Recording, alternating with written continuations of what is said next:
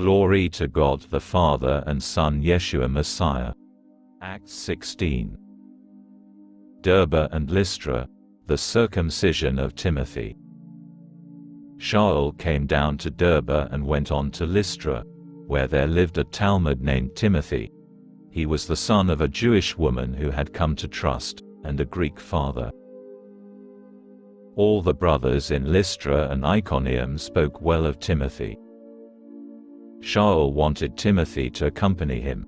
So he took him and did a Brit Milah, because of the Jews living in those areas, for they all knew that his father had been a Greek. As they went on through the towns, they delivered to the people the decisions reached by the emissaries and the elders in Jerusalem for them to observe. Accordingly, the congregations were strengthened in the faith and increased in number day by day. Troas, the call from Macedonia. They traveled through the region of Phrygia and Galatia, because they had been prevented by the Ruach HaKodesh from speaking the message in the province of Asia. When they came to the frontier of Mysia, they tried to go into Bithynia, but the Spirit of Yeshua would not let them. So, after passing by Mysia, they came down to Troas. There a vision appeared to Shaul at night. A man from Macedonia was standing and begging him, "Come over to Macedonia and help us." As soon as he had seen the vision, we lost no time getting ready to leave for Macedonia, for we concluded that God had called us to proclaim the good news to them. Conversion of Lydia. Sailing from Troas, we made a straight run to Samothrace. The next day we went to Neapolis. And from there, we went on to Philippi, a Roman colony and the leading city of that part of Macedonia. We spent a few days in this city. Then on Shabbat, we went outside the gate to the riverside, where we understood a minyan met. We sat down and began speaking to the women who had gathered there.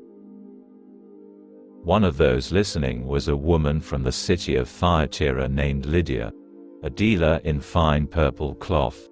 She was already a God-fearer, and the Lord opened up her heart to respond to what Shaul was saying. After she and the members of her household had been immersed, she gave us this invitation: "If you consider me to be faithful to the Lord, come and stay in my house." And she insisted till we went. A spirit of divination is cast out. Once, when we were going to the place where the minyan gathered, we were met by a slave girl who had in her a snake spirit that enabled her to predict the future. She earned a lot of money for her owners by telling fortunes. This girl followed behind Shaul and the rest of us and kept screaming, "These men are servants of God Hylian. They're telling you how to be saved." She kept this up day after day, until Shaul, greatly disturbed, turned and said to the spirit, "In the name of Yeshua the Messiah, I order you to come out of her."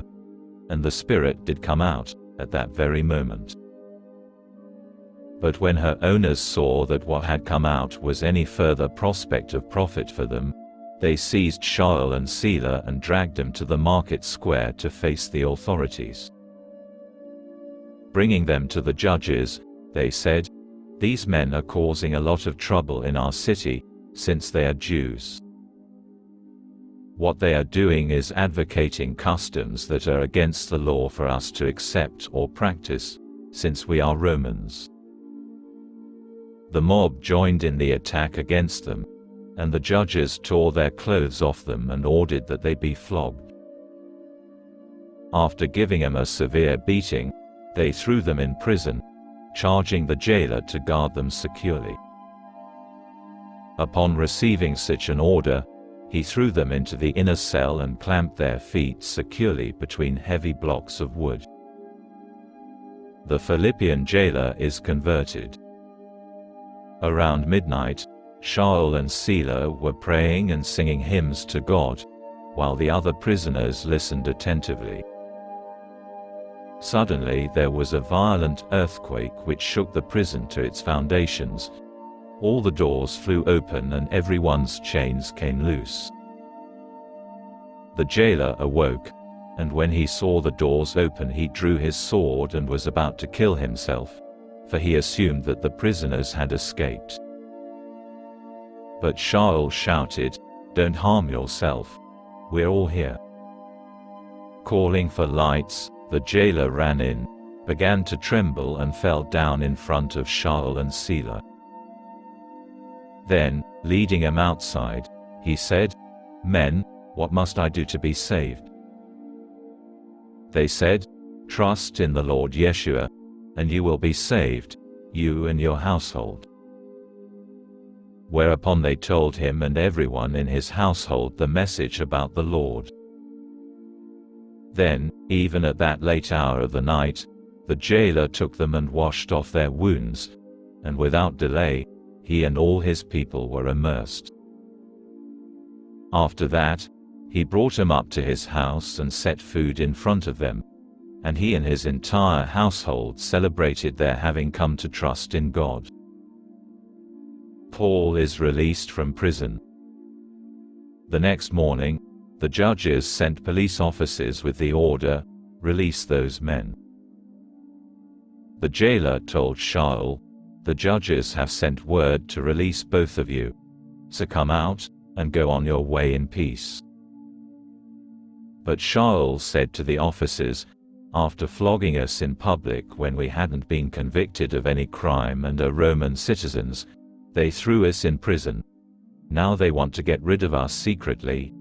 Oh, no. Let them come and escort us out themselves." The officers reported these words to the judges, who became frightened when they heard that Shaul and Sila were Roman citizens. They came and apologized to them. Then, after escorting him out, requested him to leave the city. From the prison they went to Lydia's house, and after seeing and encouraging the brothers they departed.